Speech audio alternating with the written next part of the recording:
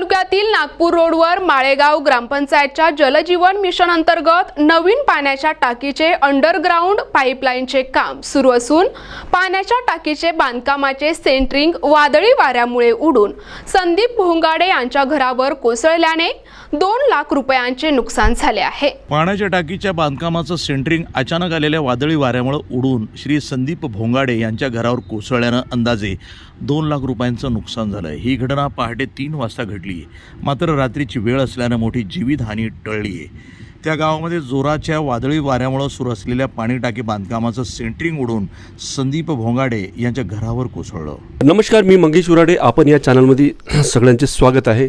तर माळेगाव टाउन या गावामध्ये अगदी ग्रामपंचायतच्या शेजारी एक पाण्याची टाकीचे बांधकाम चालू आहे, पण ते काम अगदी गेल्या 1 वर्षापासून सुरू आहे। पण काय घटना घडली आपण सविस्तर त्या गावातील त्या टाकीच्या शेजारी राहणाऱ्या व्यक्तींकडून जाणून घेऊया। तर आपल्या सोबत जोडलेले आहे सर, आपलं नाव काय? नमस्कार, मी नितीश भोंगाडे। जी घटना घडलेली आहे ती नेमकी माझ्याचकडे घडलेली आहे। ग्रामपंचायतीला लागूनच आपलं घर आहे। ही ती पाण्याची टाकी जिचं बांधकाम गेल्या 1 वर्षापासून चालू आहे असं म्हणू आपण हे चुकीचं ठरेल, कारण ते बंदच आहे। 6 महिने त्या ठेकेदारांनी काम केलं, त्यानंतर 6 महिन्यापासून जवळपास ते बांधकाम तसंच तात्काळत पडलेलं आहे। आता झालं असं की रात्रीच्या वेळेला खूप वादळ सुटलं आणि त्या वादळामुळे हवा ती या दिशेने असल्यामुळे पूर्ण तिथे जे सेंट्रिंग ठोकलेली आहे त्याचे जे तरापे होते ते तरापे उडून पूर्ण माझ्या त्या टिनाच्या शेडवरती आले। टिनाच्या शेडला त्या तशा पद्धतीने होल पडले, सरळच आले आणि ते त्यामध्ये खुपसला गेले। त्या साईडला पुन्हा या साईडलासुद्धा तसाच प्रकार घडलेला आहे। आणि हे तर झालं आपल्या घराचं नुकसान, पण सगळ्यात मोठं म्हणजे माझी एक कार आहे, ती कार त्या कारवर मोठा असा एक 4x6चा तरापा येऊन पडला, तर ती कारसुद्धा अशा पद्धतीने डॅमेज झाली की वरचा जे रूफ आहे ते तर पूर्णच दबलेलं आहे, पण ग्लाससुद्धा त्याचा फुटलेला आहे। आता हे एवढं सगळं नुकसान झालं तर याला नैसर्गिक नुकसान तर म्हणता येणार नाही। नैसर्गिक म्हटलं असतं आपण तर ते निसर्गामुळे झालं असतं, पण हे यांच्या हलगर्जीपणामुळे झालेलं आहे। कोणाच्या? या प्रशासनाच्या हलगर्जीपणामुळे म्हणा, किंवा यांनी ठेकेदाराला सांगितलं असेल तर ठेकेदाराच्या हलगर्जीपणामुळे झालेलं आहे। तर याची जिम्मेदारी कोण घेईल? आज प्रश्न आहे की याची जिम्मेदारी कोण घेईल? या झालेल्या नुकसानाची भरपाई मला कोण देईल? आता हे प्रशासन देतील की जो विभाग आहे, बांधकाम विभाग आहे किंवा ठेकेदार आहे, हे लोक देतील आणि त्यांना द्यावीच लागेल ना, त्यांना द्यावीच लागेल। त्या संबंधित त्या विभागाचे काही अधिकारी इकडे पाहायला आले होते का? अधिकारी वर्ग म्हणता येणार नाही, पण सकाळी मी सगळ्यांना फोन केला। जसं ग्रामपंचायत अधिकारी आहे, सरपंच आहे, उपसरपंच आहे, बॉडी मेंबर्स आहे, यांना मी फोन केला।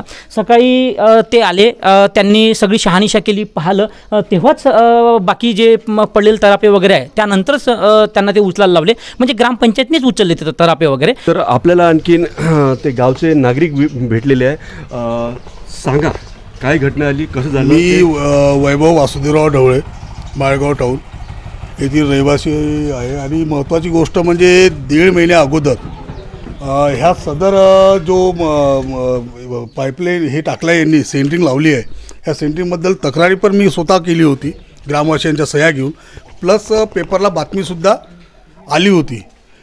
ठेकेदाराशी संपर्क साधल्याच्या नंतर त्यांचे जे उत्तर होते आम्हाला हे उडवाउडवीचे होते।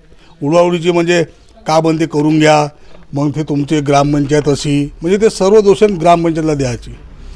मी म्हणलं ग्रामपंचायतची तुमचा जे दोषण आहे आणि तो तुम्ही म्हणलं समोर या, आपण म्हणलं सर्वजण बसू आणि तोडगा काढू, पण तो व्यक्ती ठेकेदार कडूजी हे ना याले तयार ना कोणता वार्तालाप करायला तयार। मला हे काम करायचंच नाही, ते याचं काम आहे केंद्र सरकारचं, ते नंतर पाहत बसू, अशा प्रकारची त्यांची उड्याउडीची उत्तर होती। 2-4 वेळा मी स्वतः पडलेलो आहो, त्यातल्या त्यात छोटे मुलं ह्या इथे शाळा आहे, टंकीला लागून शाळा आहे, छोटे मुलं खेळत राहते। जर एखादा मुलगा जर दगावला, आमचा विषय तोच होता की एखादा मुलगा जर इथे दगावला याला जिम्मेदार कोण? याची भरपाई जशी आज नुकसान झाली, आज हे भोंगाडे फॅमिलीची इतकं मोठं आज 1-2 लाखाचं नुकसान झालं, ही भरपाई कोण करून देईल? आणि जर कोणाची जीवितहानी झाली असती तर याचे जिम्मेदार कोण राहिले असते? प्रशासनाला मी पंचायत समितीलासुद्धा याची तक्रार केली आहे रीतसर। ही माझ्यावालं मी तक्रार केलेलं हे पत्र आहे माझ्यावालं। प्रतिनिधी मंगेश उराडे, जिल्हा नागपूर, NTV न्यूज मराठी।